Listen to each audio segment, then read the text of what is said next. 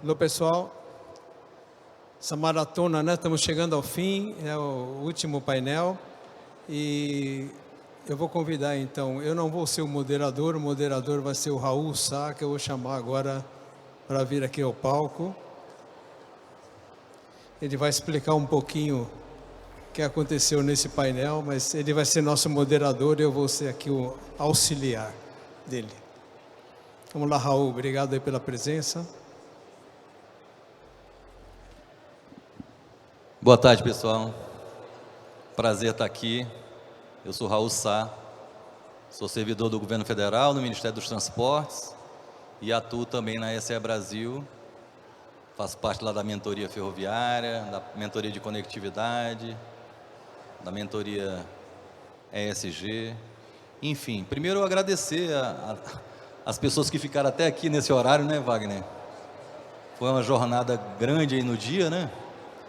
E eu tenho certeza que o assunto que a gente vai debater hoje é muito interessante porque ele, de alguma maneira, é um pouco diferente, né? Aqui nós somos uma casa de uma pegada muito forte rodoviarista, né? Que trata da questão da conectividade.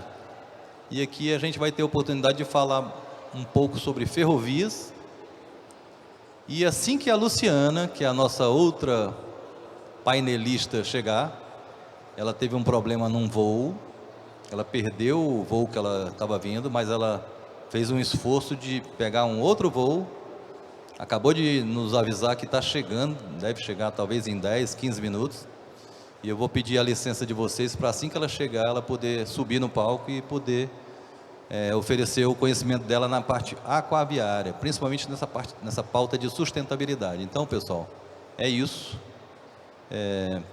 Na sequência, então, a gente vai chamar o nosso palestrante, Cláudio. Eu tenho sempre muita dificuldade de falar o sobrenome dele. E aí, Cláudio? Cláudio Salksen. Salksen, né? E ele próprio vai poder falar. Então, é um especialista que a gente quer agradecer a presença aqui. Vamos lá. Senta aqui. Tem aguinha, viu, Cláudio? Tá funcionando. Eu acho que agora, conforme foi pedido pela organização, a gente pode dar início ao nosso painel, começando aí pontualmente, né? Um olhar multimodal para a estratégia de transportes. Para isso, então, Cláudio, você pode fazer a sua apresentação. E aí, Wagner, vamos ler o mini currículo do Cláudio, né? O Cláudio tem um mini currículo, que é um grande currículo, mas vamos lá. O Cláudio é engenheiro de telecomunicações, pós-graduado em gerenciamento de projetos pela Fundação Getúlio Vargas, especialista em engenharia ferroviária com experiência no fornecimento de equipamentos e sistemas para empresas de diversos setores, transporte e mobilidade urbana, experiência em implantação de via permanente, de sinalização em ferrovias, de carga, passageiros, metrô, VLT. Eu vou parar por aqui, viu, Cláudio? Vamos lá. Você termina a apresentação.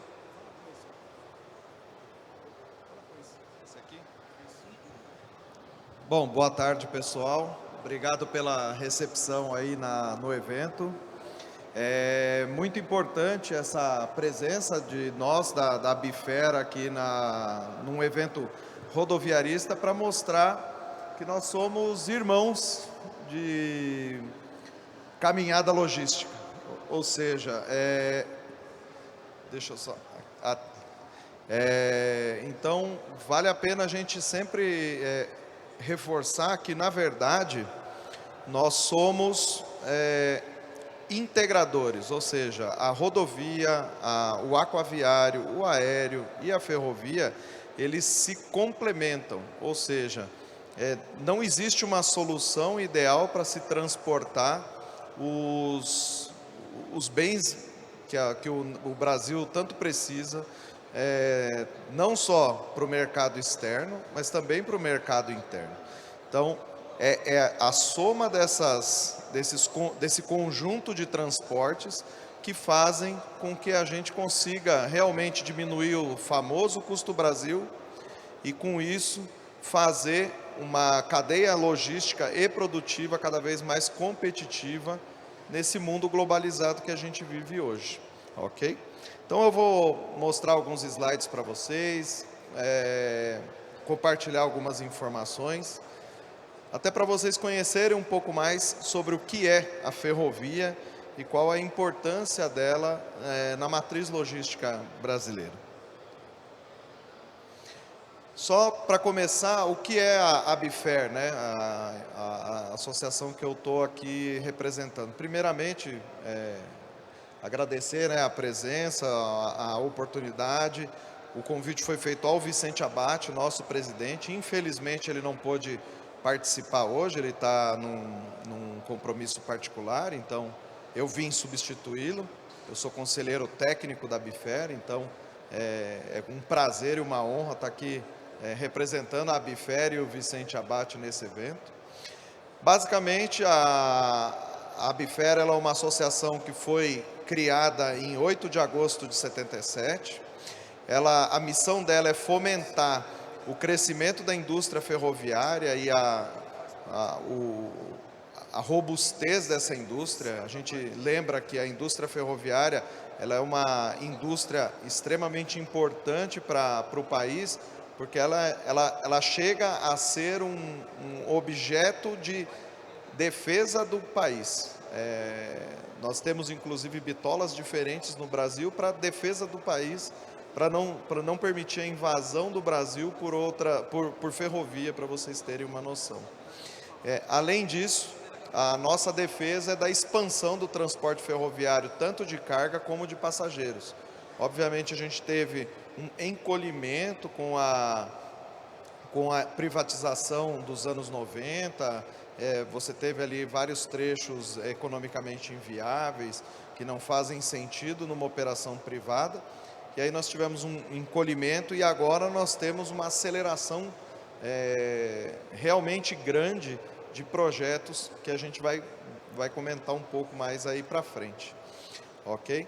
A nossa visão é ser uma entidade de referência global para temas relacionados à ferrovia, e os nossos valores são sempre a crença no setor ferroviário, o foco da indústria instalada no país, ou seja, a gente sempre quer mais empresas participando no mercado ferroviário. São muito bem-vindos todos os tipos de fabricantes, não importa de onde seja.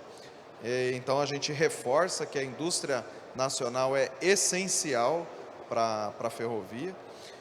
E obviamente a gente prega um crescimento sustentável, né? O foco na sustentabilidade, na preservação do meio ambiente, a transparência nas ações e geração de valor e geração de empregos dentro do nosso país. Estas são algumas das empresas que a gente tem como associadas, e isso vem crescendo. Para vocês terem uma ideia, essa apresentação foi atualizada uma semana atrás, já tem novas associadas que ainda não aparecem aqui. Então, são bastante empresas que a gente tem na nossa carteira aí de associados. E, basicamente, o que a ABFER defende, o que ela prega, né, aqui no Brasil? Nós temos fabricantes de vagões de carga, fabricantes de vagões de passageiro, fabricante de TUEs, que são os metrôs e VLTs, ok?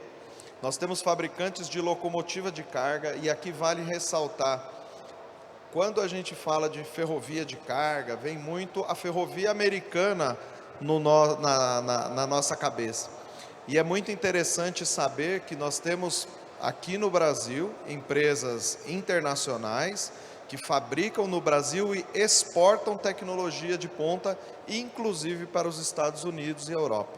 Nós temos hoje vamos dizer assim, o que há de mais moderno em ferrovia sendo produzido no Brasil e sendo exportado. Nós temos uma fabricante de locomotivas, por exemplo, que fez uma das locomotivas elétricas mais modernas do planeta aqui no Brasil e exportou para os Estados Unidos, que é referência mundial na ferrovia de carga.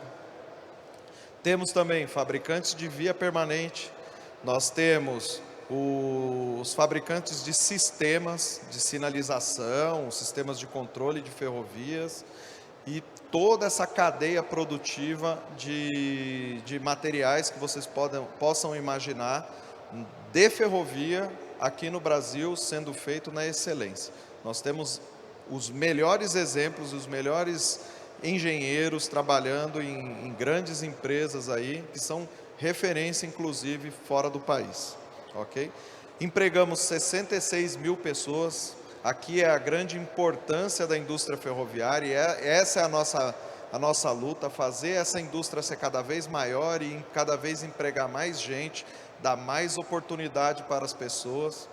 Nós temos mais de 80 anos de indústria ferroviária no Brasil, ou seja, é um legado gigantesco que existe aqui. Ok? O ferroviário brasileiro ele é reconhecido no mundo inteiro como um profissional extremamente capacitado e pronto para assumir qualquer tipo de desafio.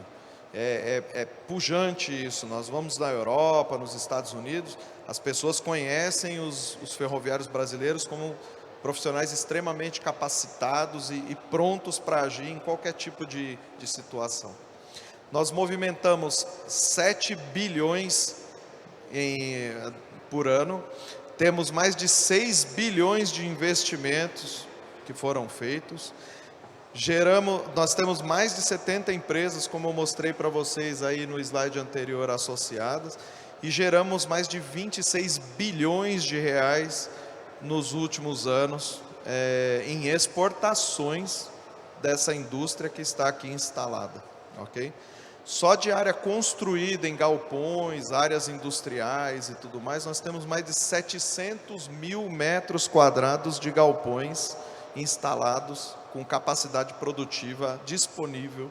Ou seja, não é um problema fazer esse impulso da ferrovia adiante. Nós temos indústria preparada e capaz para trabalhar aqui no Brasil, não só para o Brasil, mas também para todos os países da América Latina que necessitem da nossa tecnologia e dos nossos produtos.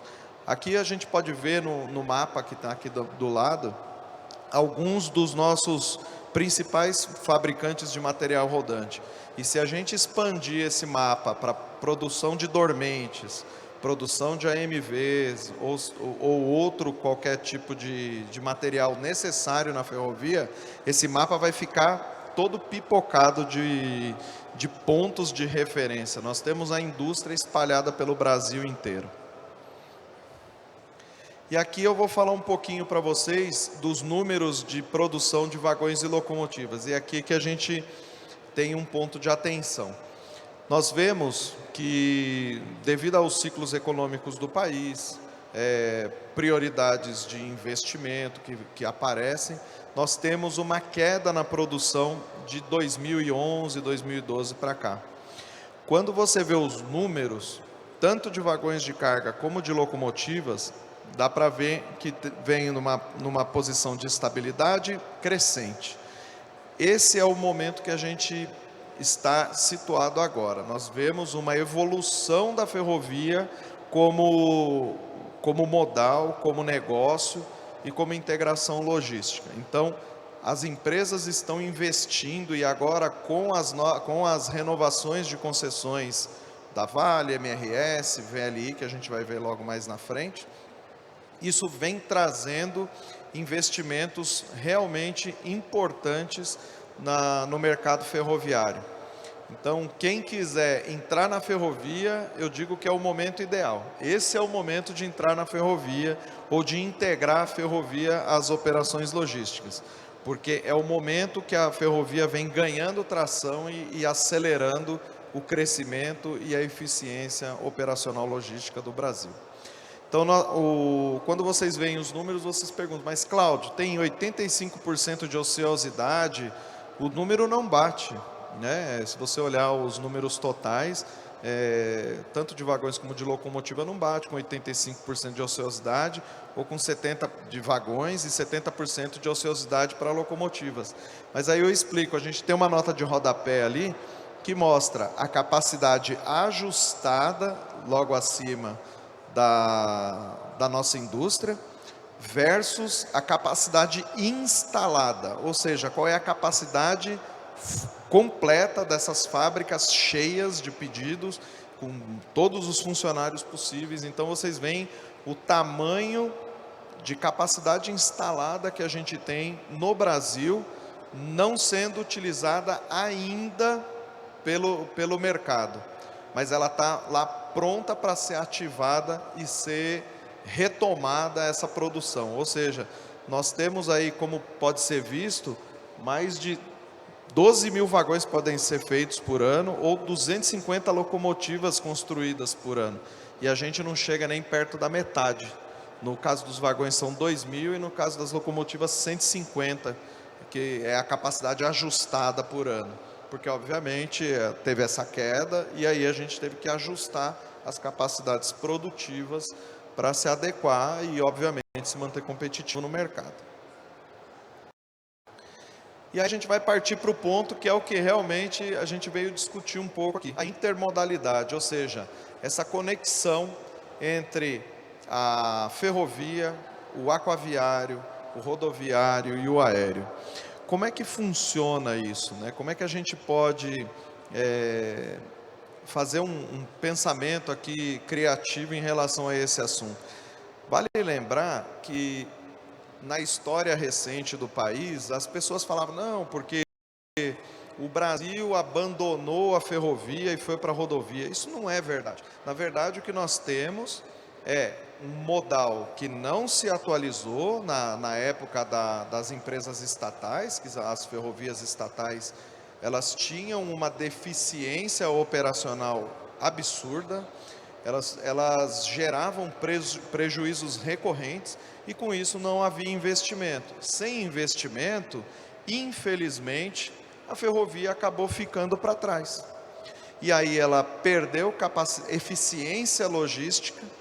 O Brasil veio num movimento de progresso e construindo novas rodovias, construindo novos caminhos, e o caminhão conseguiu substituir, vamos dizer assim, de maneira eficiente, num gap logístico que existia naquele período. Hoje esse gap não existe mais, o caminhão já está chegando no seu limite logístico de capacidade, e aí que entra a retomada da ferrovia como um instrumento importante logístico agregado ao caminhão, ao navio, ou seja lá qual modal você queira integrar com a ferrovia. Vale sempre lembrar que, por exemplo, nos Estados Unidos, o modal ferroviário ele é muito importante não somente para fazer o transporte como nós fazemos aqui com ferrovia, que é basicamente do ponto A ao ponto B, ou seja, geralmente é minério que você pega e leva para o porto para fazer a exportação. As ferrovias no Brasil, elas viraram grandes corredores de exportação.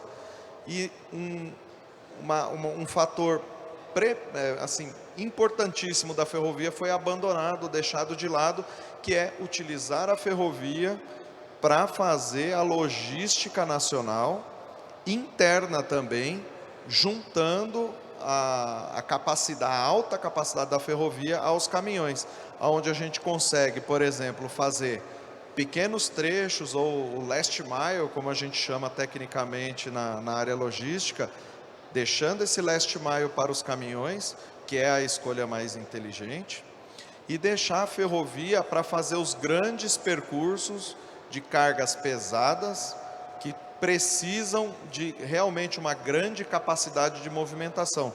Vou dar um exemplo para vocês que ainda não existe e que a gente batalha bastante para acontecer, é a Ferrogrão. A Ferrogrão é uma ferrovia que deve conectar o Mato Grosso ao Pará. Hoje, todo esse transporte é feito por caminhão. Se você olhar, logisticamente falando, esse percurso ele é realmente estressante para o caminhoneiro. E hoje o Mato Grosso não tem muita opção. Ou ele desce essa carga pela Malha Paulista, pela Rumo, ou ele tem que subir de caminhão para o Pará. Então hoje você tem um movimento massivo de caminhões subindo para o Pará, sendo que você poderia fazer simplesmente a conexão do campo com um terminal de transbordo para a ferrovia com os caminhões, fazer esse trajeto de quase 1.000 quilômetros com a ferrovia, de maneira eficiente, sustentável, que você diminui os acidentes nas estradas. Você tem uma estrada ali em condições realmente complexas e que gera muito acidente. Quanto custa uma vida humana perdida num acidente entre um caminhão e um carro, por exemplo? Não existe um modo de mensurar esse impacto. Então, esse trajeto você poderia substituir o caminhão pela ferrovia e lá na frente você usar o caminhão de novo como o fator de dispersão dos grãos ou levar direto para o porto, né? Aqui estão algumas características de cada modal que a gente tem: o rodoviário, o ferroviário, a cabotagem, o aquaviário e o aéreo. E a gente vê que quando se pensa mais inteligentemente a logística nacional, a gente consegue fazer essa logística de maneira mais eficiente. O gráfico aqui atrás de mim mostra o quão distorcida essa matriz logística está. Hoje nós temos mais de 60% da capacidade logística do país sendo feita por caminhão. Isso não é o padrão para países desenvolvidos. E a ferrovia tem apenas 27% aproximadamente de participação. Nós entendemos que a rodovia e a ferrovia têm que ser equivalentes, ou a ferrovia um pouco maior talvez do que o rodoviário, neste caso de um país continental como o Brasil. Aí você ganha eficiência logística. O caminhão, lembrando aqui e reforçando para vocês, não é que nós estamos substituindo o caminhão, nós estamos dando eficiência operacional e logística ao caminhão. A partir do momento que você deixa a longa distância para a ferrovia, o operador logístico rodoviário, ele vai ter uma manobra melhor dos motoristas, ele vai ter uma manutenção mais eficiente da sua frota, você vai ter uma utilização mais inteligente desses caminhões. Aí você pode perguntar: tá bom, Cláudio, mas toda vez eu vou ter que tirar o material do caminhão e jogar num vagão de trem para chegar lá na frente, trocar de novo? Às vezes não. Dependendo do modelo logístico que você utiliza, existem hoje no mercado mundial vagões já adaptados para você colocar a carreta inteira num vagão. Então você pega esse caminhão, coloca em cima de uma carreta e leva embora. Um exemplo interessantíssimo é o exemplo suíço. Você tem terminais onde esses caminhões chegam, eles deixam as carretas lá, elas são encaixadas parece uma cesta gigante, são vagões que a gente chama de tender. Eles são encaixados lá, travados e são levados na ferrovia ao invés de rodar na estrada. O motorista do caminhão, por exemplo, dependendo do modelo de vagão que você utiliza, ele vai dentro de um vagão de passageiros no próprio comboio, descansando, tranquilo, sem precisar se estressar com estrada, com condição climática, seja lá o que for. Ele vai tranquilamente dentro do caminhão, do vagão, o caminhão dele paradinho em cima do vagão, com toda a segurança, todo o conforto. Ele chega no terminal de destino, é destacado esse vagão, ele desce com o caminhão dele e termina o trajeto dele de maneira segura, eficiente e com um custo competitivo para a logística do país muito melhor. E aqui a gente tem alguns desafios e oportunidades que nós podemos parar para pensar um pouco no Brasil, né? Infraestrutura e burocracia são problemas, entraves que a gente enfrenta hoje. Vale lembrar que boa parte da nossa malha ferroviária precisa ser recuperada. Não é porque a gente tem dormentes e trilhos lá no chão instalados que eles estão prontos para operar. Essa às vezes quem não conhece muito de ferrovia acha que tem um par de trilhos ali, eu vou jogar uma locomotiva e sair operando. Não é assim.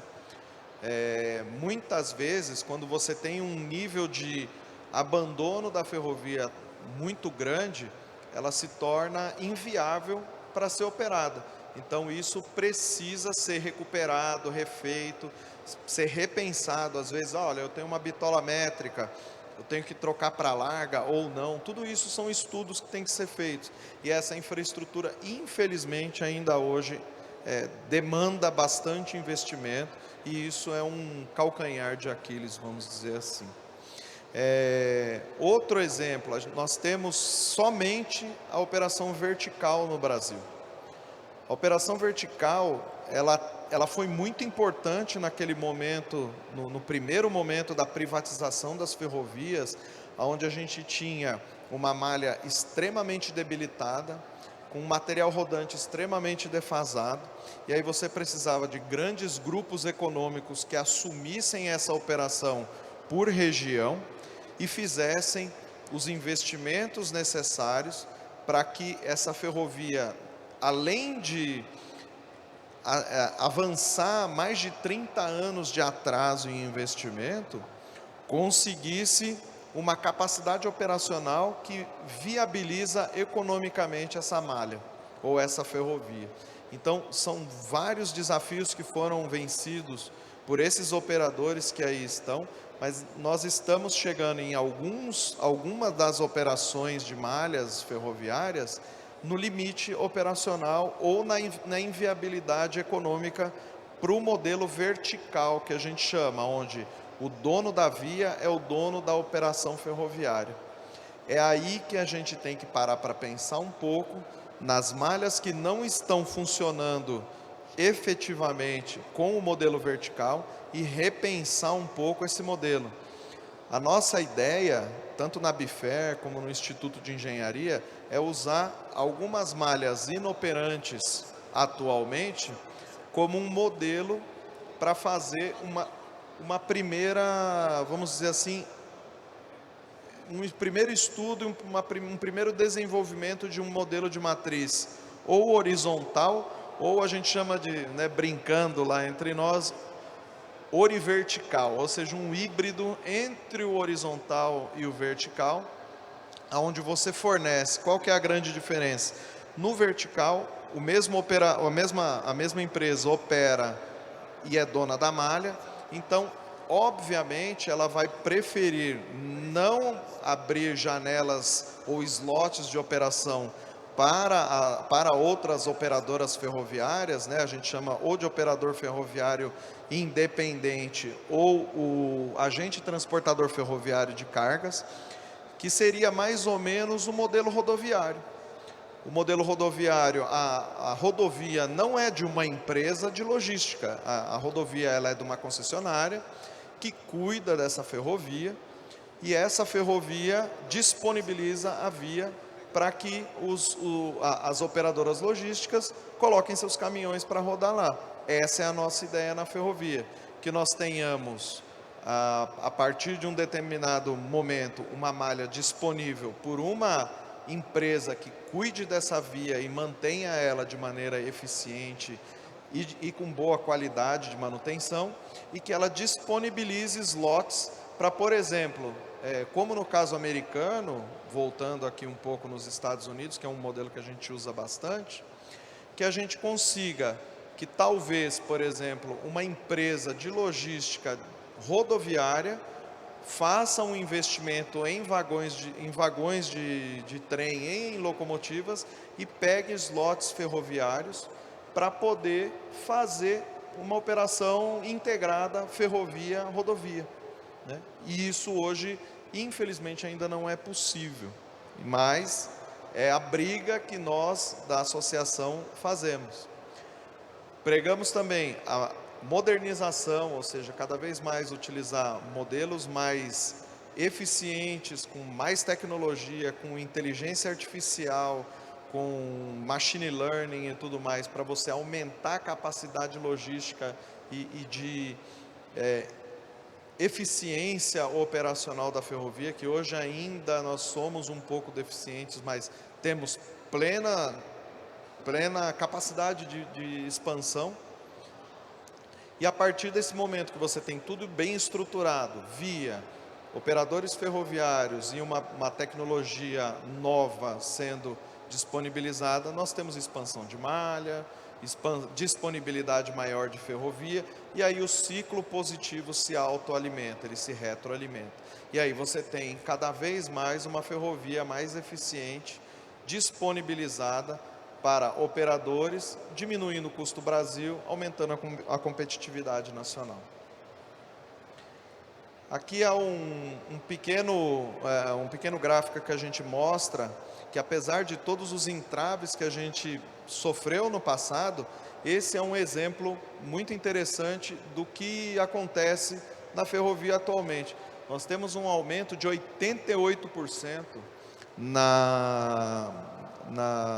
no transporte ferroviário do começo da privatização em 1997 para os dias atuais. Vocês veem que o minério de ferro, ele percentualmente ele não aumenta tanto quanto os outros modais. Obviamente, no montante total ele tem uma importância maior, mas na distribuição logística ele não aumenta tanto. E nós temos um aumento maior em granéis agrícolas, ou seja, essa nova fronteira agrícola do Brasil no Mato Grosso do Sul, cada vez mais produzindo, cada vez mais gerando divisas para o Brasil, sendo transportado pela ferrovia. E a gente vê que a carga geral foi aonde se diminuiu um pouco a demanda. É aí que entra esse ponto-chave que eu falo para vocês, de evitar usar a ferrovia somente como um corredor de exportação, mas usar também como um distribuidor logístico nacional. Deixar o caminhão para esses pontos focais, para essa distribuição mais capilar, mas os transportes troncais, vamos dizer assim, serem feitos na ferrovia, e isso é completamente possível. Aqui a gente tem algumas das operadoras que hoje estão aí no mercado. A Rumo é a maior de todas, ela tem mais de 13 mil quilômetros de ferrovias operacionais no Brasil. Ela é muito forte lá na região do Mato Grosso, e também tem a Ferrovia Norte-Sul, que é um corredor importantíssimo de ligação da região central do país com o norte. Okay? Lembrando que o último trecho da Norte-Sul é da VLI, que está logo ali embaixo. A MRS Logística, ela tem uma malha pequena em relação à Rumo, só que ela é uma malha extremamente importante. É ela que liga toda a região de minério de ferro, ali de Minas Gerais, com o Rio de Janeiro e São Paulo para os portos. Você tem trem a cada 50 minutos descendo cheio de minério da MRS. É impressionante a operação numa malha. Eles utilizam essa malha deles ao extremo. Eles usam a eficiência logística ao extremo nessa malha. Se tem uma empresa eficiente em logística de minério de ferro, são eles, e a Vale, que está ali embaixo. São duas malhas que são usadas no limite. Elas são realmente usadas como corredor de exportação de minério e são utilizadas no limite. E temos a VLI também, que é uma outra ferrovia grande, importante, tem uma malha bem diversificada, em mais de 7.500 quilômetros de ferrovia. Só que eles estão com a FCA na mão, que é a Ferrovia Centro-Atlântica. E aí a gente tem, junto com a Rumo, na Malha Sul e tudo mais, grandes desafios de modernização de vias, de disponibilização de slots para a operação dos operadores ferroviários independentes e tudo mais. E a gente tem outros grupos menores, como a Ferrovia Tereza Cristina, que basicamente é uma ferrovia de um pouco mais de 100 quilômetros, que basicamente é a extração de carvão mineral da mina ali em Santa Catarina para o Porto de Tubarão, e a Transnordestina, que está sendo reconstruída e modernizada aí no Nordeste brasileiro. Aqui a gente tem, só destacando, 5 projetos mais importantes no Plano Nacional de Ferrovias que está em gestação no nosso Ministério dos Transportes. Nós temos aqui a Ferrogrão, Ferrovia Norte-Sul, a Ferrogrão foi a que eu comentei com vocês, a Ferrovia Norte-Sul é o último trecho que falta para chegar lá na parte superior do norte do Brasil. A Ferrovia Transnordestina, que a gente espera a conclusão também pela CSN em breve. E temos aqui ele colocou como Ferrovia de Integração Oeste-Leste nesse gráfico, mas na verdade são 2 ferrovias que são divididas pela Norte-Sul. Um trecho é a FICO, que é a Ferrovia de Integração Centro-Oeste, que é da Ferrovia Norte-Sul, que passa ali em Goiás para o interior do Brasil, ali para Lucas do Rio Verde. E da Ferrovia Norte-Sul para o litoral é a FIOL, a Ferrovia de Integração Oeste-Leste. Além destes, nós temos um projeto muito importante que está para sair pelo governo federal, né, com incentivos federais, que é o Anel Ferroviário Sudeste, ou EF-118, que planeja conectar a malha da Vale, ali no Espírito Santo, Vitória, com os portos do Rio de Janeiro, ali Porto do Açu, toda aquela região. São 2 lotes de construção que são muito importantes para o escoamento também de commodities no Brasil. Ok? Lembrando, ressaltando mais uma vez que a ferrovia hoje, ela é um percussor de novas tecnologias. Nós investimos bastante em IoT, em inteligência artificial agregada à operação ferroviária. O 5G vem para ajudar nessa troca de dados cada vez mais rápida entre os trens e o centro de controles operacionais. Nós temos tudo isso para otimizar a logística nacional, a garantir uma logística cada vez mais eficiente, como eu já venho ressaltando para vocês aqui, diminuindo custos, aumentando a competitividade. Lembrando sempre, ferrovia e sustentabilidade, conservação do meio ambiente tem tudo a ver. Vale lembrar que a pegada de carbono da ferrovia em relação aos outros modais logísticos, ela só perde para o aquaviário. Então, para grandes distâncias, com uma necessidade maior de velocidade e de capacidade de carga, a ferrovia faz todo sentido, ela polui menos, seja mesmo nos motores diesel das locomotivas modernas, ela polui menos. E nós temos hoje uma frota de locomotivas sendo construída, híbridas, elétricas, ou com hidrogênio e tudo mais. Tudo isso leva para uma pegada de carbono cada vez menor na operação ferroviária. E o crescimento da matriz ferroviária é o que a gente bate bastante em relação aquele gráfico que eu mostrei ali atrás para vocês. Hoje a gente tem uma participação de em torno 27% na matriz logística do Brasil, mas nós entendemos que não é nenhum milagre chegar em 40% da matriz logística nacional sendo atingida pela ferrovia, porque faz todo sentido nós termos essa intermodalidade entre o rodoviário, ferroviário e aquaviário, trazendo mais carga para a ferrovia, aumentando a eficiência operacional e logística do país. Aqui eu até me estendi um pouco mais, peço até desculpa, mas aqui é um mote da ABFER, né? A gente fala que ferrovia forte com indústria forte traz um Brasil mais desenvolvido para todos nós. Ok? Então, muito obrigado pela oportunidade. Muito bom, Cláudio. Realmente nos deu uma aula, né, sobre a questão ferroviária brasileira. Eu, como servidor, tenho acompanhado que essa pauta está se desenvolvendo cada vez mais. De fato, o Estado brasileiro, né, a própria sociedade despertou, vamos dizer assim, para a necessidade de que o modo ferroviário, os modos de transporte que são mais sustentáveis e que têm capacidade de fazer muita coisa, tenham um maior desenvolvimento e que essa matriz possa ser mais equilibrada. A gente continua aguardando a Luciana chegar, ela já nos anunciou que está dentro do carro chegando, dentro do táxi. Ela é uma especialista nesse assunto, na pauta sustentável, inclusive, mas na parte aquaviária. E enquanto nós pudermos aqui esperarmos, a gente vai esperar por ela e quem sabe ela ainda pode transmitir aqui um pouco do conhecimento para a gente. Eu lembro da plateia de que existe aí os mecanismos, né, Wagner, de perguntas que podem ser feitas pelo WhatsApp e, senhores, fiquem à vontade para a gente poder responder, aproveitar a experiência do nosso professor Cláudio sobre o assunto e endereçar essas respostas para vocês.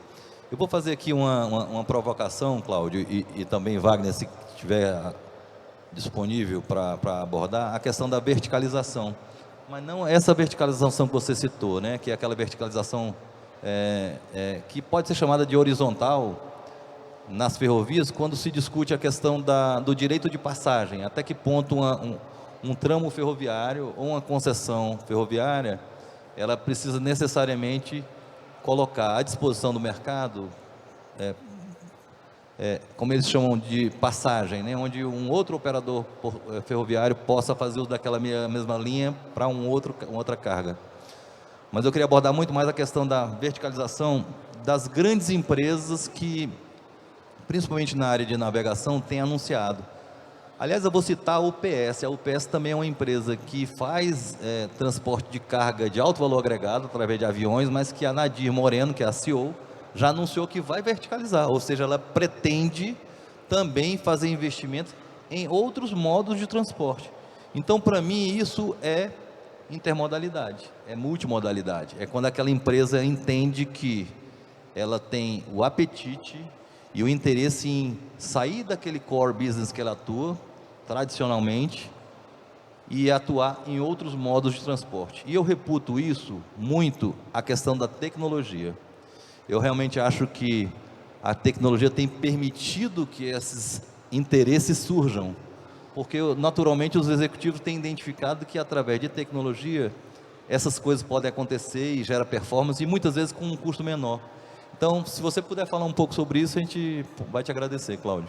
Não, com certeza. É o que a gente, né, comentando ali no slide, a verticalização da operação ferroviária, somente ela tem os seus benefícios, mas ela, aqui no Brasil, ela chegou num limite operacional, como eu disse. Toda vez que uma empresa, por exemplo, ela atua verticalmente somente na ferrovia, ela acaba vendo os interesses próprios, por motivos óbvios, mas ela acaba deixando de lado algumas outras possibilidades, como essa que eu comentei aqui, do transporte nacional sendo feito por ferrovia, que hoje praticamente é muito baixo, e os corredores são basicamente corredores de exportação. Porém, se você trouxer uma visão holística de logística, aonde um operador, por exemplo, que hoje só trabalha no aquaviário ou só trabalha no rodoviário e ele quer migrar não só para a ferrovia, mas também para outro modal que ele ainda não atinge, vamos dizer assim, ele vai depender de uma matriz ferroviária horizontal, ou seja, ele depende que tenham-se disponibilidade de slots de operação. O que são slots de operação? São janelas de tempo na ferrovia disponíveis para outros operadores que não aquele que é o detentor da concessão ferroviária. Então, por exemplo, vou citar um exemplo aleatório aqui. A Vale tem uma ferrovia que passa na região, vou dar um exemplo aqui, a ferrovia Vitória-Minas. Ela cruza praticamente Minas Gerais inteiro e chega lá no Porto de Vitória, em Tubarão. Hoje, basicamente, só as locomotivas da Vale cruzam essa ferrovia. E faz todo sentido, porque essa ferrovia é um corredor de exportação e ela tem um trem atrás do outro. A gente fala que é um trem chumbado no outro, descendo com minério. Mas se não fosse o caso de ter um trem atrás do outro, você ter uma capacidade ociosa disponível para outra ferrovia operar, você pode ter, por exemplo, uma MRS ou uma Rumo Logística, ou por exemplo, uma Júlio Simões.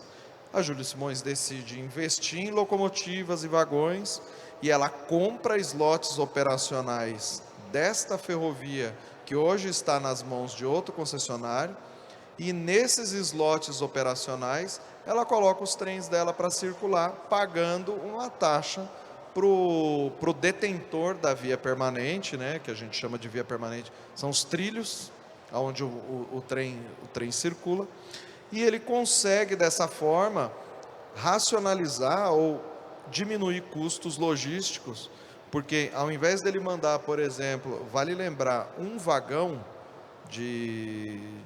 um vagão heavy haul, por exemplo, ele leva o equivalente a quase 4 carretas. Então é muita coisa. Nós estamos falando de uma ferrovia que chega a 150 vagões, na Operação Norte 330 vagões. Multiplica 330 por 4, olha o tanto de caminhão que você deixa de circular nas rodovias e economiza em carbono, em poluentes, em acidentes, em todo tipo de problemas que você pode ter com a operação logística. Então você traz eficiência logística ao país e competitividade econômica para qualquer tipo de operação logística. Eu vou misturar duas perguntas aqui. Direito de passagem é praticado no Brasil? É uma forma de operação horizontal? E numa operação horizontal, quem gerencia e controla o tráfego das linhas? Aí o que acontece? A operação horizontal, você tem também o direito de passagem na operação vertical, mas ressalto, não é interessante para operadoras que estão com o limite operacional da via alcançado. Então, muitas vezes, numa operação vertical de ferrovia, você não vai conseguir, por exemplo, ter um espaço, um slot. Eles não vão permitir que você entre na ferrovia deles, por motivos óbvios. Eles querem o lucro do minério sendo transportado, por exemplo, para eles. Mas o que nós enxergamos? Ferrovias ociosas, principalmente. Vou citar um exemplo aqui, que é uma luta nossa deste momento, que é a Malha Oeste. A Malha Oeste está praticamente interrompida a operação. E nós não vemos um movimento de reativação eficiente dessa malha.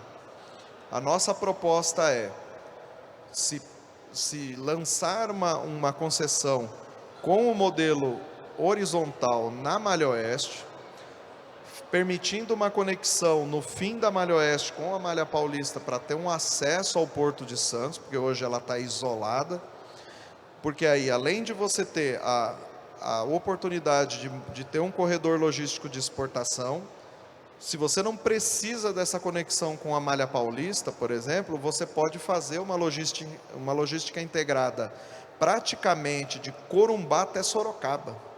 É gigantesca a capacidade dessa ferrovia e hoje está desativada. E garanto a vocês, tem muito caminhão circulando na rodovia que não necessariamente precisaria estar lá. Ele poderia estar rodando com esse caminhão na ferrovia, num vagão adequado a isso, fazendo uma operação logística mais eficiente para o operador logístico, para o caminhoneiro e para tudo que orbita na logística de caminhões. Ok? E respondendo o segundo, o controle, quando você tem diversos operadores ferroviários na mesma via,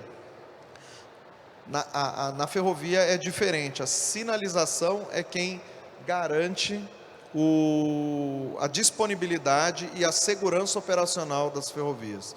Então, todo operador ferroviário que circular, por exemplo, numa Malha Oeste, Com um sistema de sinalização CBTC, todos esses operadores, obviamente, em cada locomotiva, terão que instalar o sistema CBTC nas suas locomotivas e manterem operacionais, porque senão ele não consegue circular na ferrovia.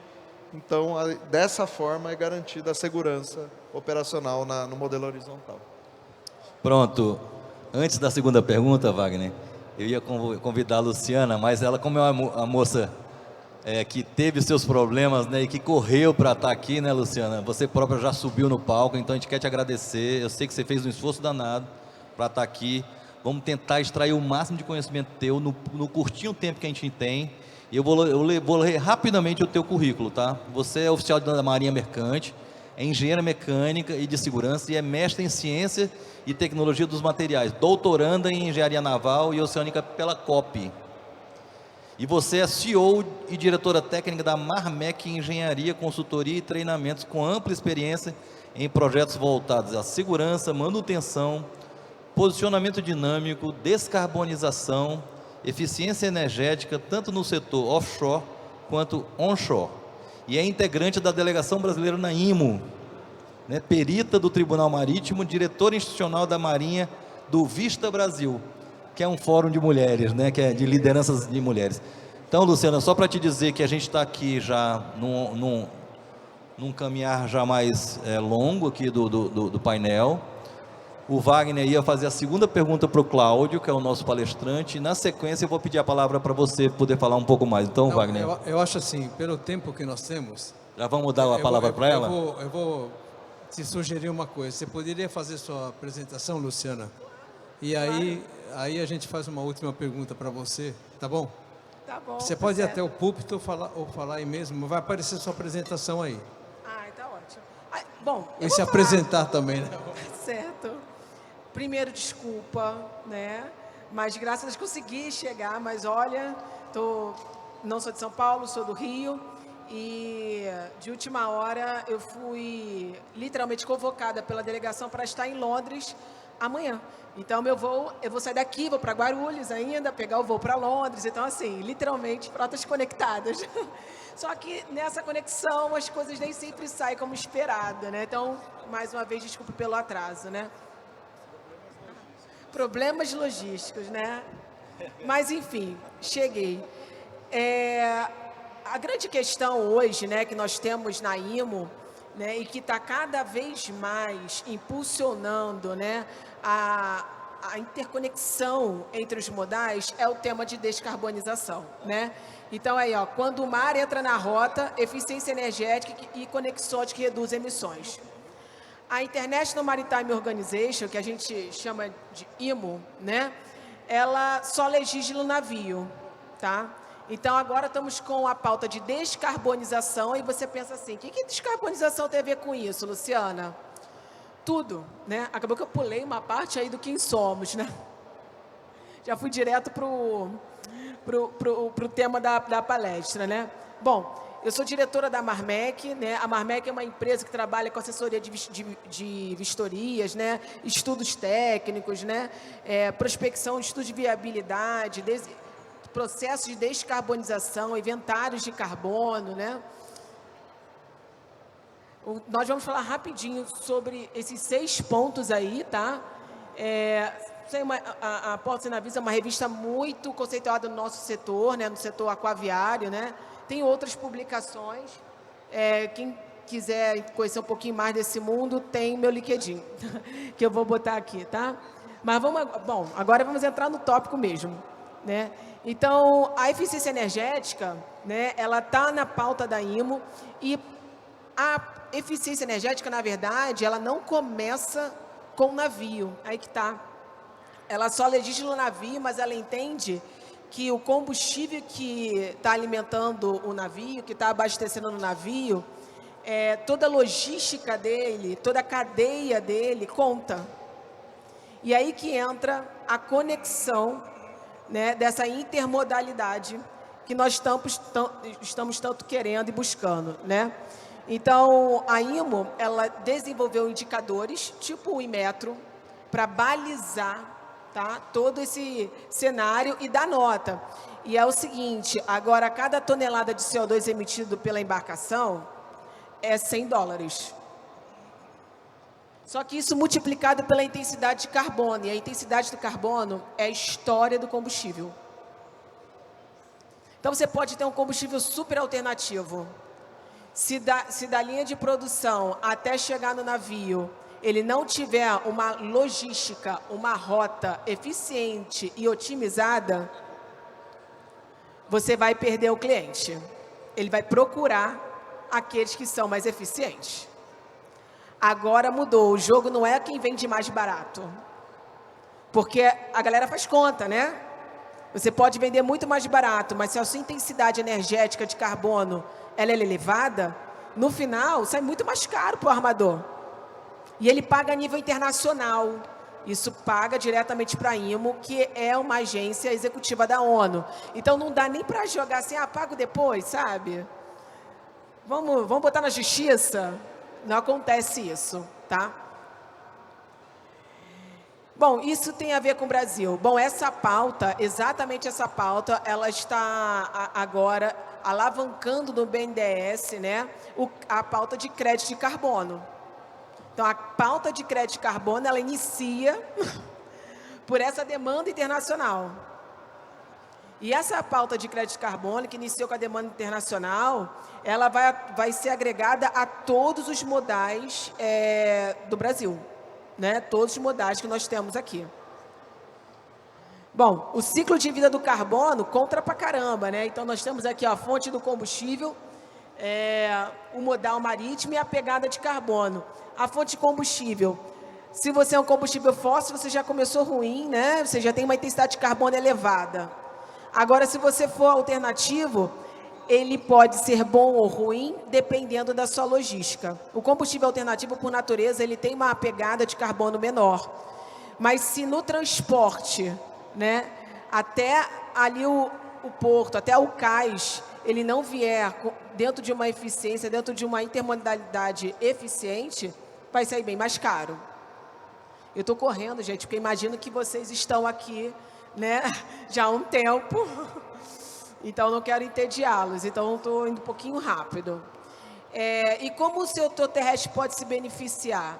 E vocês vão se beneficiar disso. Primeiro que o crédito de carbono é um mercado que não é desenvolvido apenas para o modal marítimo. Ele é um mercado que é desenvolvido para intermodalidade. O crédito de carbono, ele funciona tanto a nível internacional, mas está sendo desenvolvido ou a nível nacional, com o propósito de estimular a pegada de descarbonização, estimular a eficiência energética de todos os meios de transporte. Tá? Então, qual é o grande objetivo disso? Redução das emissões, incentivos ambientais.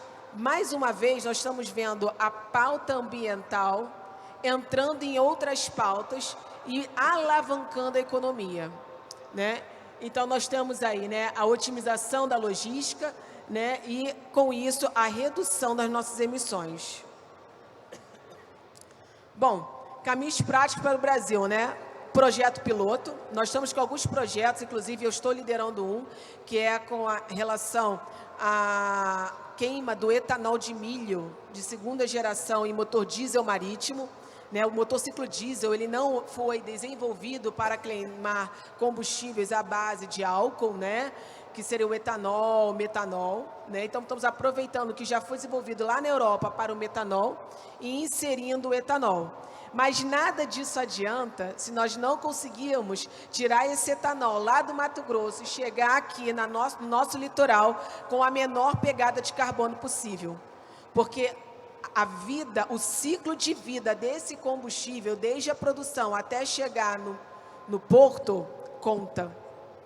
E conta em dinheiro, né? Conta literalmente o valor econômico agregado é alto, né? Então, nós temos projeto piloto, engajamento do setor, né? Cultura de medição.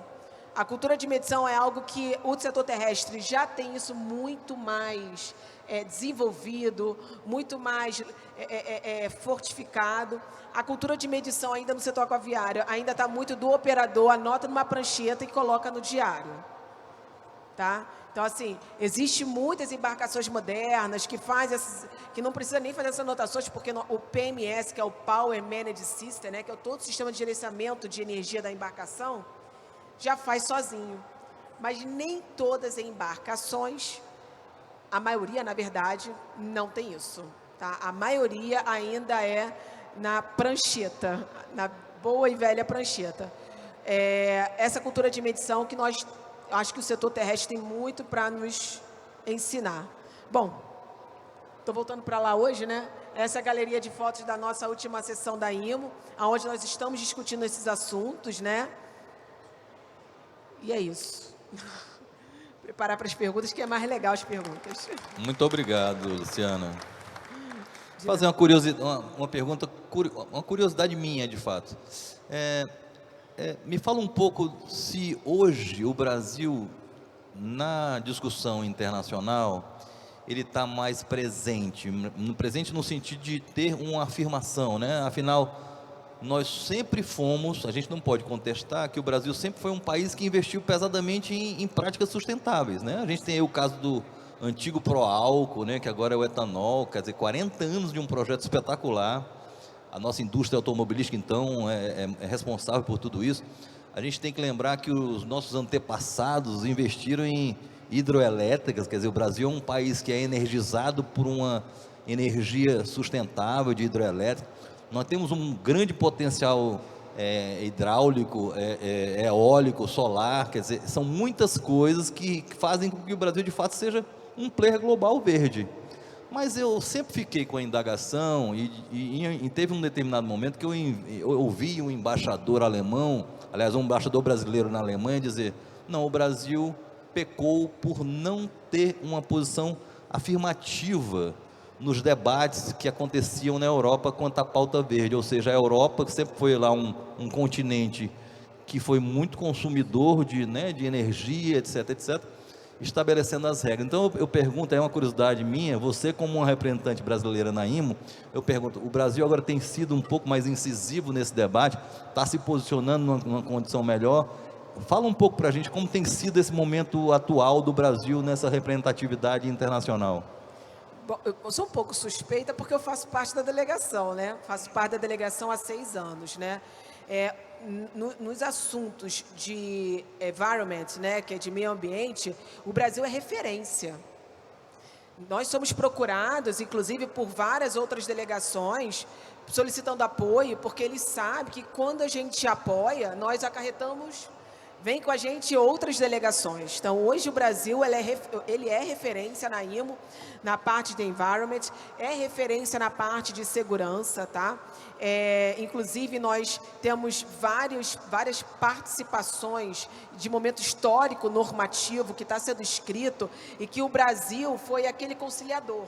Nós temos uma fama de ser aquele que busca soluções e consegue conciliar entre as delegações, que eu acho que é uma fama muito boa a nível internacional, né?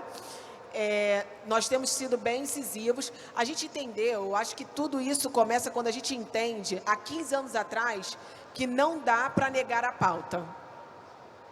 Quando a gente entende assim, olha, ok, vai ter gasto, vai ter que realmente ter iniciativas que vai gerar ônus, de certa maneira, tá, para o país, mas então já que tem que ter, então vamos ver que, de uma maneira que isso seja de fato eficiente e que agregue para o nosso país. Nós não temos como ir, tentamos, mas não dava para ir contra a Europa e falar assim, não vamos taxar a emissão do carbono. A gente queria isso? Nós não queríamos, obviamente que não, mas não dava para ir contra. Então é o seguinte, então já que não dá para ir contra, então vamos negociar o fator de carbono que a partir de então será taxado. Vamos negociar as linhas de referência. Vamos negociar o valor. $100 vocês acham caro? Eles queriam 480. Então, assim, estamos trabalhando. Tá, e eu vou te fazer uma pergunta que veio aqui pelo Slido, que é o nosso sistema. Ele fala assim, qual é o padrão internacional para medir a pegada de carbono de uma cadeia de suprimentos? Pode ser para vocês dois, né? Tá. Nós temos uma resolução que é MEPC, que é Marine Environment Protect Committee, 391. Ela é um guideline de como você calcula o ciclo de vida do combustível. Então, cada combustível que é embarcado nos tanques da embarcação, ele vai ter um certificado que tem todo o ciclo de vida desse combustível, desde o plantio, contando o transporte, até incluindo, inclusive, a queima dele nos motores da embarcação. A gente chama de well to tank e tank to wake, né? Ou seja, do poço ao navio e o que é queimado no navio, nos motores até a chaminé. Toda a cadeia. E isso será certificado, tá?